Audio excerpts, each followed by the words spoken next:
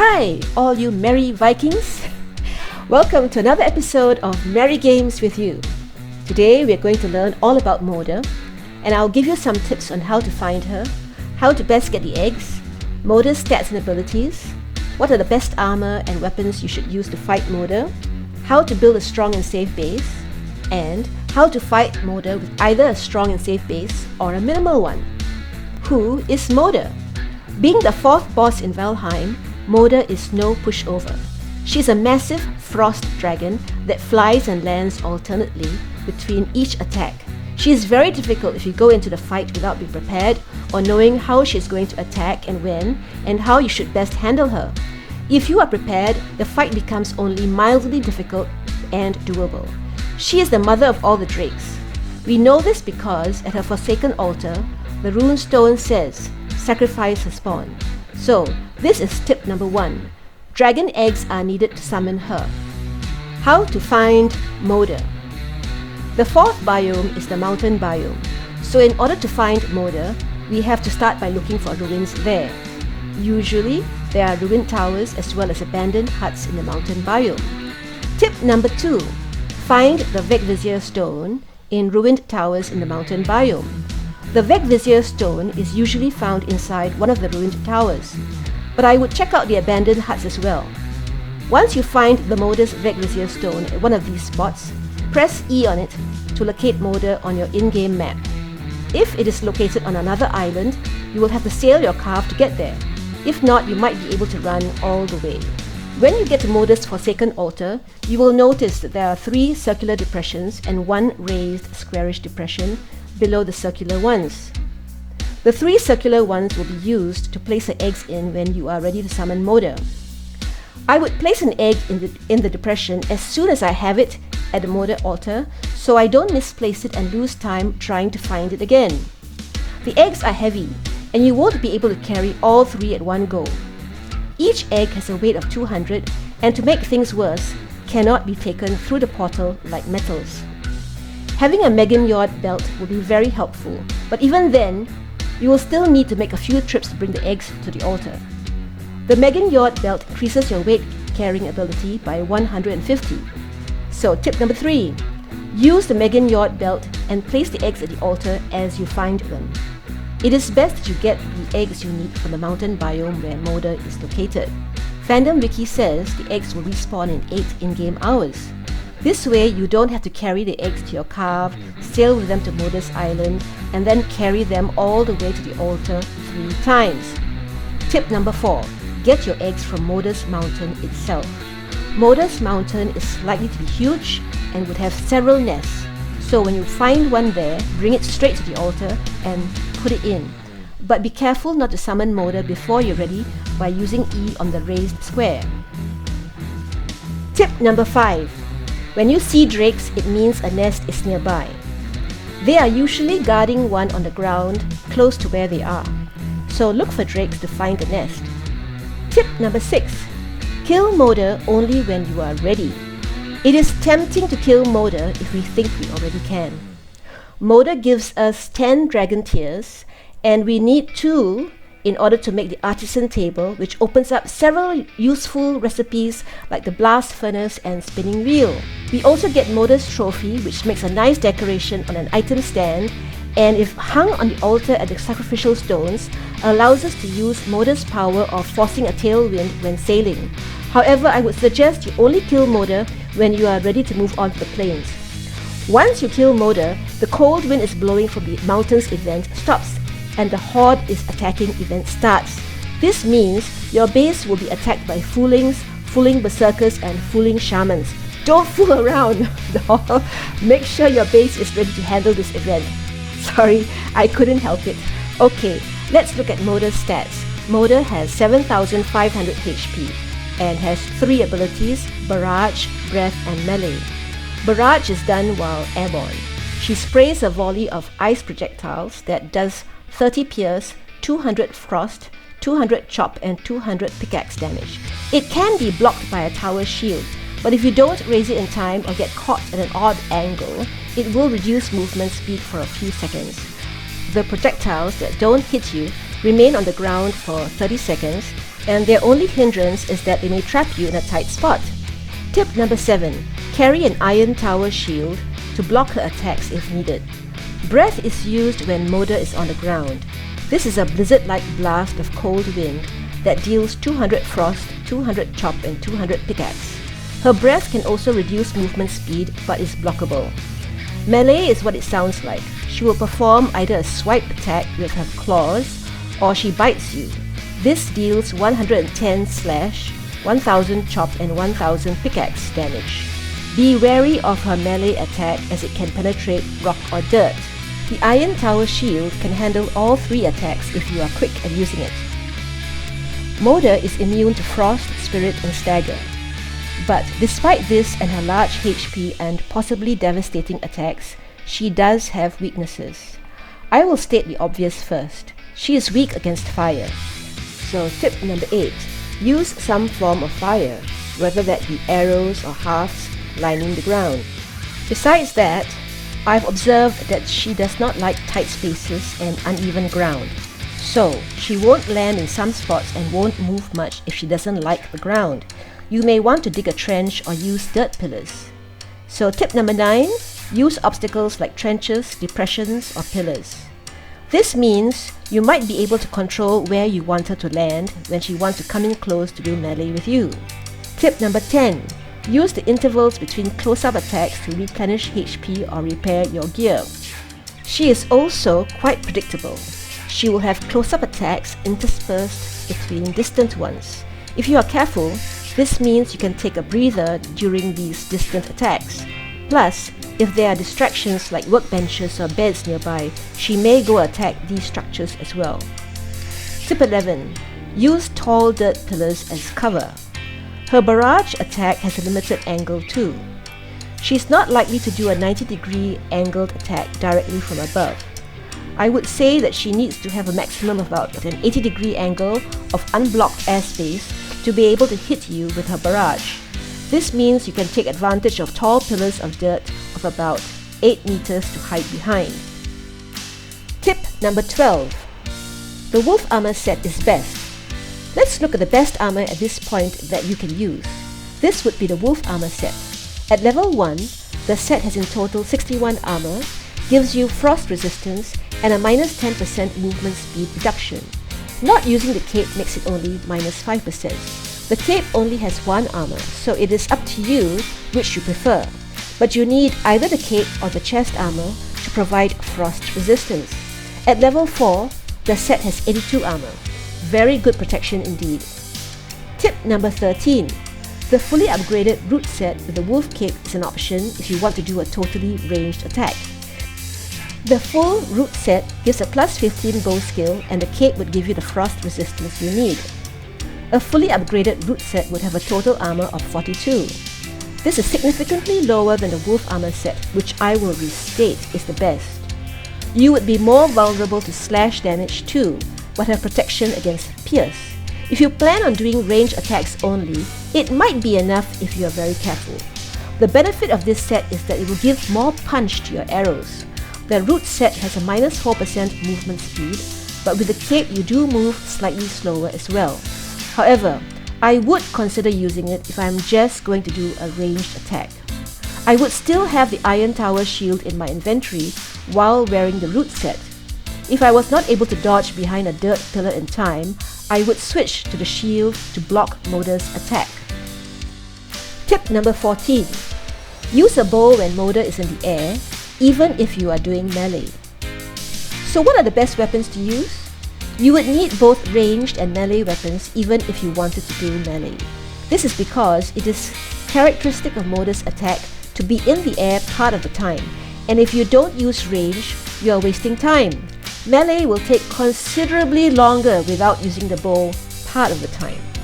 Continue to lower her HP even when she is in the air or at a distance too far to do melee. Tip number 15. Let Moda come to you.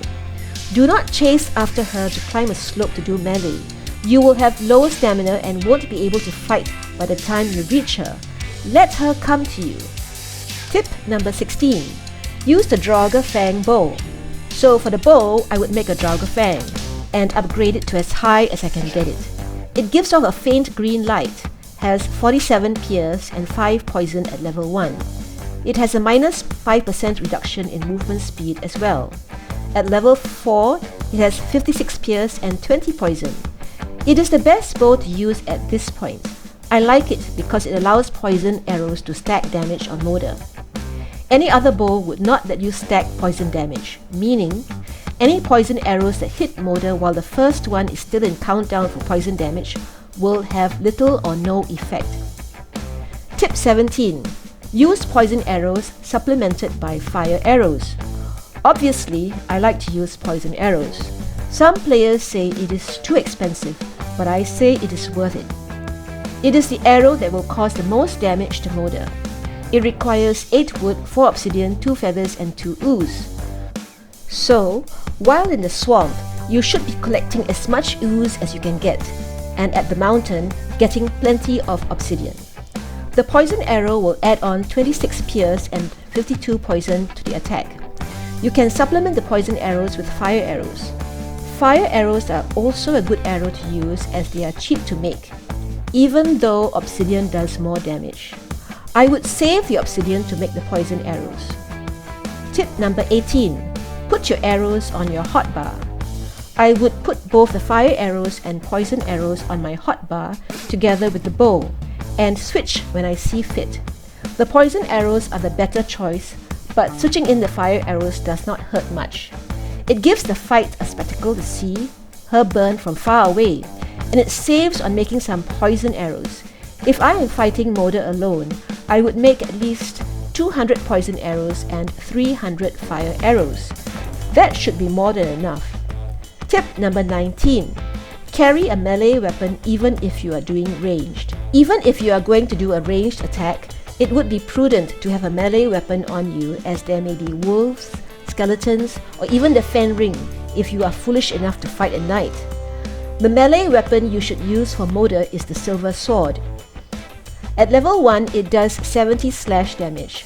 Attack speed is 1.8 seconds. The spirit damage of 90 will be useless against Moda though. If upgraded to level 4, it does 279 slash damage. Tip number 20. Use the silver sword and iron tower shield fully upgraded. If you choose to use this sword, you should pair it with the iron tower shield or serpent scale shield, that is, if you can hunt the serpent. I would upgrade it to as high as I can get it to. At level 3, the iron tower shield gives 64 to 96 block armor. It is quite effective against the Moda so long as you have it up in time and you are not right up in front of her face.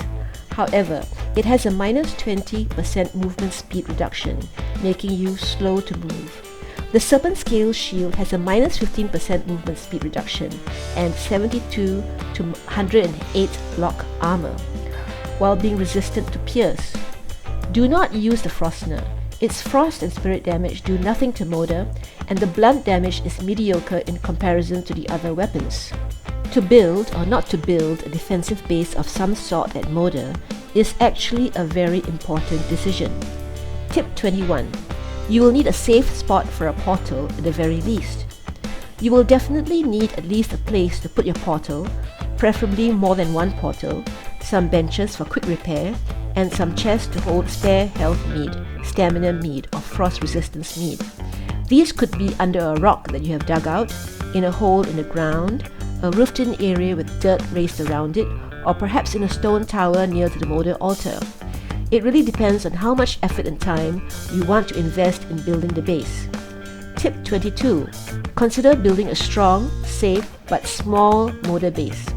I would go for it as I enjoy building, but there's a high chance most of it will be destroyed by the end of the fight, if it is very close to the altar. But a well-built base will last longer than a rock with a portal inside if discovered by the Moda. In the next section, I will show you two different types of fight.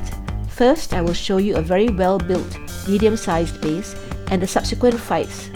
Then I will show you a minimal construction setup which will save on building but is very risky, and the fight that followed. Lever and I built and rebuilt this base several times, the last time being the strongest build. We found this sunken round tower and decided it would make a good defensive spot. Basically, we kept the hole as it was, but built up from the lower level using stone and cage walls. Tip 23.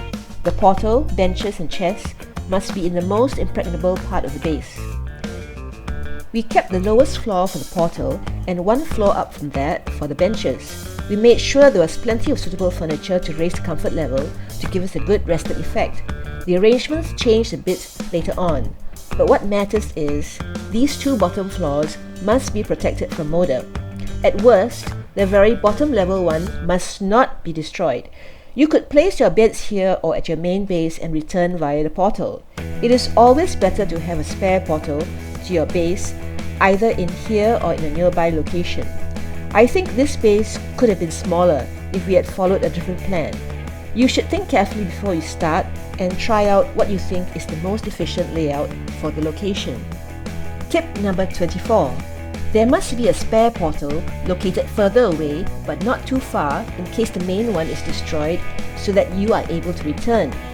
We had another portal a short run away from the altar site, far enough away that Moda was unlikely to go there, but near enough if we needed it. Tip 25. Give her something to destroy up top or use plenty of hearths to burn her if she lands on top of the base. Above these two bottom floors is another floor with another stone roof that is just empty airspace, which she is likely to destroy. Access to the top was via a dirt slope leading up and out. We built the top layer about 2 layers thick with cage walls made of iron resting in between the stone. We placed several hearths all around the top of the tower to cause burn damage to Moda, as she was sure to land on top of here. For the last fight, we added some mini rooms to serve like mini towers on top of the sunken tower. This would give her something to destroy before trying to head downward to destroy the rooms underneath. This change made the fires burning on the top less effective, but saved the base from greater destruction. As you can imagine, this build used a lot of stone and iron, so keep saving all your stone and iron and get more in preparation for the fight. Tip 26. The base needs to be raised above the ground, so wolves and skeletons cannot run inside. We also raised dirt around the outside of the tower to create a platform, so any wolves running around could not get in, but we could easily jump up if needed. Tip 27. Use 8-meter tall dirt pillars for cover and more hearths to burn Moda when she lands outside. On the outside, we raised many dirt pillars to serve as barriers to her barrage and breath attacks, and we placed more hearths on the outside ring of the pillars to burn her as she tried to pass into the inner area. This fight has a much larger area and is more spacious compared to the fight I will show last. Moda will spawn about 14 to 18 meters above the ground, somewhere around the altar. She has a special aura around her that will stop or prevent any snowstorm during the fight. Once summoned, you should run to the safety of the dirt pillars, so you can dodge behind one if needed. We shot poison and fire arrows at her, lowering her HP slowly, but steadily. It is possible to predict her behavior, so be patient and observe. Tip 28. Learn what her movements mean, so you can predict her behavior. When she hovers in one spot with her wings outstretched, she's about to unleash her barrage attack. Dodge behind a tall rock if you are in front of her, or pull out your iron tower shield if there's no cover nearby. You must be ready to change location, so be aware of where she is all the time. Once she has unleashed her barrage, it is safe to come out and shoot, or change your location and start shooting at her again. When she lands, if she is a distance away from you, watch her head movements. If she pulls it back a bit, it means she's about to unleash breath. If you happen to be close to her and she tries to walk closer to you, she wants to engage in melee. Hiding behind a rock may not be good enough here. Her melee attacks can go through the rock pillars. Move away if you are not ready to engage in melee. I suggest you only engage in melee when her health points are more than 3/4 gone. And if you have a friend to help, that is even better. If not, drop her health to almost a sliver, and then engage in melee. This is because it is easy for things to go wrong, and you must make sure you take her down before she regains her health points. Tip 29. Use cage wall and floor pieces between layers of stone to reinforce the floors of the base especially. See how the base has been mostly demolished on the top? In the first fight here, it was almost totally destroyed because it was not as strong as we made it the second time. The second time round, the bottom layers where the bottles were lasted till the end. We used more iron cage pieces to reinforce the floors and walls the second time round. Tip number 30. Use spaces under rocks or dig out small holes with some stone and caged walls for roofs. In this next fight, I did not want to do a lot of building, so I only built portals inside stone caves dug out of the rock. But you could dig out a hole and place stone and cage flooring to have a stronger roof. There are chests inside each cave with food and frost resistance meats to allow me to replenish health points and allow me to get my dropped gear. One portal was much further away from the rest to ensure that at least that one, which comes from the stones where I respawn, will not go down. My benches for repairing were in a hut at the stones. You see, for this fight I went to another server as my original modder site was already a mess from multiple fights. Tip 31. Another method is to keep the fight area narrow and tight with uneven ground and pillars. My build here is minimal. The area around the altar is very narrow, which proved to be interesting as it meant there was only a small space to manipulate. I raised several dirt pillars, leaving only a very small space in the middle, and made the ground uneven by digging here and there. This resulted in modder only landing in certain spots, like the hillside, or one or two spots within the altar area where I had the pillars. Tip 32. Run into the pillars using W when modder is just above you in the air. By pressing the W key and running into the pillar on the spot, I ensured I was as close to it as possible so her barrage would not hit me. When she left, I would adjust my location to allow me to shoot from a safe distance again. However, Mary is much closer to modder than in the first type of fight. Using the Iron Tower shield gives you quite a bit of protection from her attacks, but do not get overconfident. If you get careless, she will kill you. Tip 33. When modder is on the ground, keep at least a 2-pillar distance from her. If she is on the ground, you should be further away from her than just 1 pillar. Keep 2 pillars between you as her melee can go through a pillar. When you receive damage, retreat to as safe a spot as you can find and regain health points before facing her again. Her attacks, fortunately, alternated between long-distance ones like that ledge in the distance and near ones like just on the other side of a pillar. And sometimes she would go attack the location where my portals were located. This gave me some room to breathe or shoot arrows in more or less safety between intense moments of dodging away or maybe moving towards her for a sword fight. Tip 34. If you die, regain HP, eat and get the rested effect before returning to get your loot. If you die, you would be able to make your way back due to the chest having the frost resistance meat and some food, and a portal that was located far enough away to be in a safe spot. When her health points were down to a sliver, I came out and killed her with melee. I could have continued shooting her with arrows, but I wanted to use my sword for the last bit. One last tip. This is something really obvious but which we sometimes forget to do anyway. Tip 35. Sleep in a bed before you start the fight. This is to ensure it is daytime when you are fighting modder. Sometimes it is hard to keep track of the time. Is it morning or evening? Just sleep to make sure you don't suddenly find yourself fighting at night. So which method do you prefer? Let me know down in the comments. I think a combination of both methods would be best if you don't have the time to gather all those materials for building. You will need some sort of reinforced shelter or shelters to house your portals. The rocks just don't last long enough. This episode was really intense but fun for me. I hope you enjoyed it as much as I did. Well, that's it for today. Cheers for staying all the way to the end. Bye, my merry band of Vikings. See you next time.